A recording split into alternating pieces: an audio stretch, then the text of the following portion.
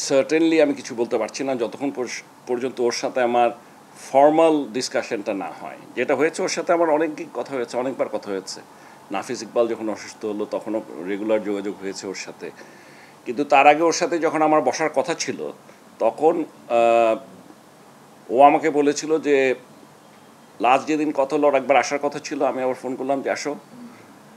তো তখন ও বললো যে আমার তো খেলা বিপিএলটা শেষ হলে আসবো। ঠিক আছে, এই হলো লাস্ট। তারপরে ও আবার যেদিন বিপিএলটা শেষ হলো তারপর দিন একটা মেসেজ পাঠালো যে আমি একটু দেশের বাইরে যাচ্ছি, এসে আপনার সাথে যোগাযোগ করব।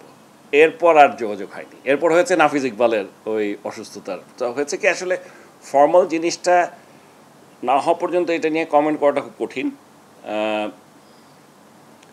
তবে আমরা চাইও আসুক, কারণ আমি আপনাদেরকে আগেও বলেছি, আমার কথাবার্তায় আপনারা লাস্ট ইন্টারভিউতেও বুঝতে পেরেছেন যেখানে অনেক প্লেয়ার আছে যারা আসলে বেশি দিন আর আমাদের ন্যাশনাল টিমে হয়তো থাকবে না। ঠিক আছে, অনেকের জন্য এটা শেষ বছর, অনেকের জন্য বড়জোর চ্যাম্পিয়ন্স ট্রফি পর্যন্ত।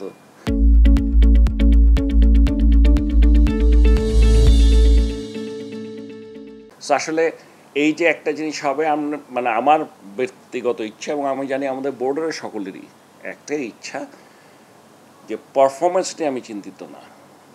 আমি আবার একটা কথা আপনাকে বলছি, এদের ব্যাপারে আমি কোনো মানে একটা এই জায়গাটায় আপনারা বলতে পারেন যে আমি প্রফেশনাল হিসেবে কথা বলছি না। আমি সবসময় প্রফেশনালিজম নিয়েই কথা বলি, কিন্তু এই ব্যাপারটাই না। কারণ আমি মনে করি যে তামিম, সাকিব, মুশফিক, রিয়াদ এই ধরনের প্লেয়ার যারা আছে তাদের যে অবদান এই বাংলাদেশ ক্রিকেট আজকে যে জায়গায় এসছে এদের জন্যই এসছে। অফকোর্স মাশরাফির নেতৃত্ব, ওইটার কথাও আমি মানে এখন যেহেতু মাশরাফি নেই, এখন যারা আছে আমি তাদের কথা বলছি।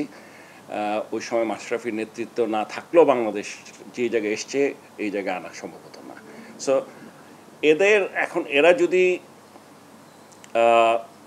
যে জিনিসটা আমার ভালো লাগে নাই বলতে পারেন, যেমন ধরেন হঠাৎ করে মাহমুদুল্লাহ রিয়াদ যখন টেস্ট খেলার থেকে খেলার মাঝখানে ছেড়ে দিল, আমরা কিছু জানি না, সেটা আমি ওকে বলেছি, ও এটা স্বীকার করেছে এবং ও বলেছে যে এটা আসলে ঠিক হয় না, ও দুঃখ প্রকাশ করেছে। হঠাৎ করে তামিম যখন খেলা ছেড়ে দিল, আমরা জানি না, এগুলো মানে এই জিনিসগুলা ন্যাচারালি কারোই ভালো লাগার কথা না। আমি জানি নিশ্চয়ই ওদেরও ভালো লাগে নাই এবং ওরাও মনে কষ্ট পেয়েছে দেখেই হয়তো কোনো একটা কারণে করেছে, আমি ওদেরকে বলছি না। কিন্তু আমরা চাই কি, সেটা হলো বড় কথা।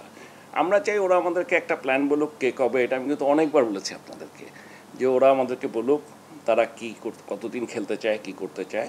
কাজে ওরা যতদিন খেলতে চায় তাদেরকে আমরা চেষ্টা করব ততদিন পর্যন্ত খেলাতে। এবং আমি মনে করি যে এখনও তারা না খেলার মতো অবস্থায় নেই।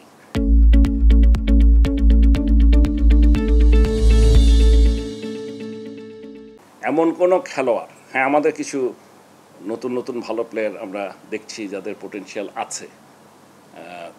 যেমন ধরেন আমি যদি তৌহিদ হৃদয়ের কথা বলি, মনে হয়েছে যে একটা পোটেনশিয়াল আছে। আপনি যদি বলেন আপনার রিশাদ হোসেন একটা বিরাট পোটেনশিয়াল প্লেয়ার আমাদের বাংলাদেশ ক্রিকেটের জন্য। আপনি তানজিব, সাকিব, ও একটা ভালো পোটেনশিয়াল আছে। These are all পোটেনশিয়ালস।